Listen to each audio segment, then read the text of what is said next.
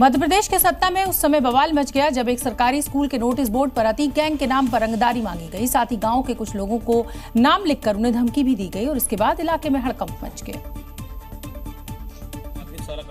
दरअसल जैसे ही सुबह हेडमास्टर स्कूल पहुंचे और नोटिस बोर्ड देखा तो उनके हाथ पांव फूल गए।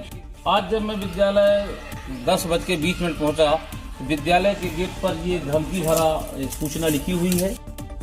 दरअसल बोर्ड पर लिखी गई पंक्तियां चौंकाने वाली थी। मैसेज में लिखा था कि हम सभी इलाहाबाद के अतीक अहमद के गैंग से मिलकर कांड करेंगे। अतीक मारा गया, उसका गैंग नहीं। बोर्ड पर गांव के ही कुछ प्रभावशाली लोगों के नाम भी लिखे गए थे और उनसे अतीक गैंग के नाम पर रंगदारी की बात कही थी, जिसके बाद तुरंत पुलिस को इसकी सूचना दी गई। केवल किसी शरारती तत्व द्वारा इस तरह का किया गया है। इस संबंध में जो है पुलिस जांच कर रही है और जो भी तथ्य पाए जाएंगे उसके हिसाब से आगे इसमें कार्रवाई की जाएगी।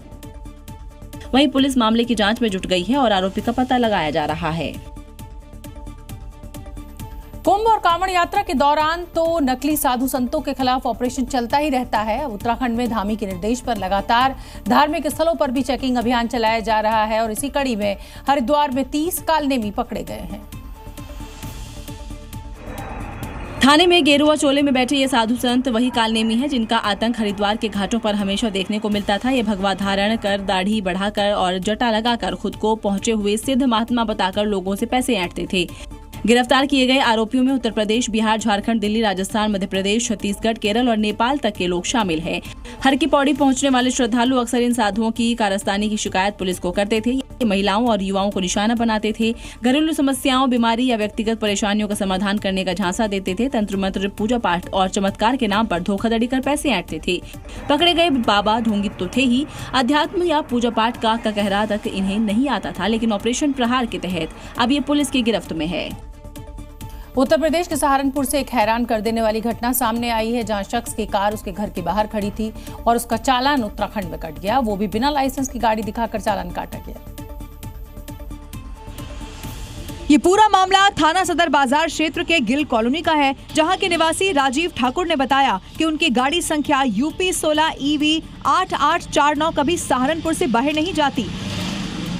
होली से अब तक वो शहर के बाहर नहीं गई है। 3 अप्रैल को उनके फोन पर चालान कटने का मैसेज आया, जो कि उत्तराखंड के पौड़ी गढ़वाल यातायात पुलिस का था। मैसेज में 4000 रुपए का चालान कटने की जानकारी दी गई थी। कार से मैं कहीं गया नहीं हूँ। पिछले होली के बाद में शहर से बाहर नहीं गया हूँ। मैक्सिमम तिलखनी में सत्संग घर में जाते हैं, उसके अलावा मैं कहीं नहीं जाता। और मेरा 4000 रुपए का चालान है, वो भी पौड़ी गढ़वाल का। उन्होंने मामले की शिकायत थाना सदर बाजार में कर दी है और RTO के साथ SP ट्रैफिक को भी शिकायती पत्र देकर जांच की मांग रख दी है।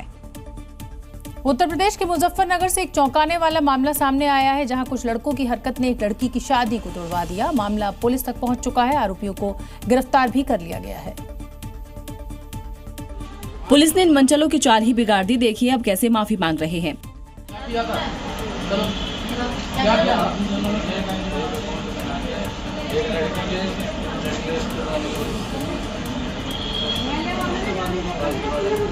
आज का द्वारा से कभी हो ना जाए ये चीजें। दरअसल एक लड़की की शादी तय थी, तारीख भी फाइनल, घर में तैयारियां शुरू हो चुकी थी। तभी इन मंचलों ने धमकी देने का खेल खेलना शुरू कर दिया। दूल्हे को लगातार धमकी भरे मैसेज भेजते, जिससे परेशान होकर दूल्हे ने शादी तोड़ दी। पल भर में खुशियां गम में बदल गईं। जिसके बाद दुल्हन पक्ष पुलिस के पास पहुंचा तो पुलिस तुरंत एक्शन में आई। आरोपियों की पहचान कर उन्हें गिरफ्तार कर लिया गया, जो अब लंगड़ाते और माफी मांगते नजर आ रहे हैं। लेकिन इनकी हरकत ने एक घर बसने से पहले ही उजाड़ दिया।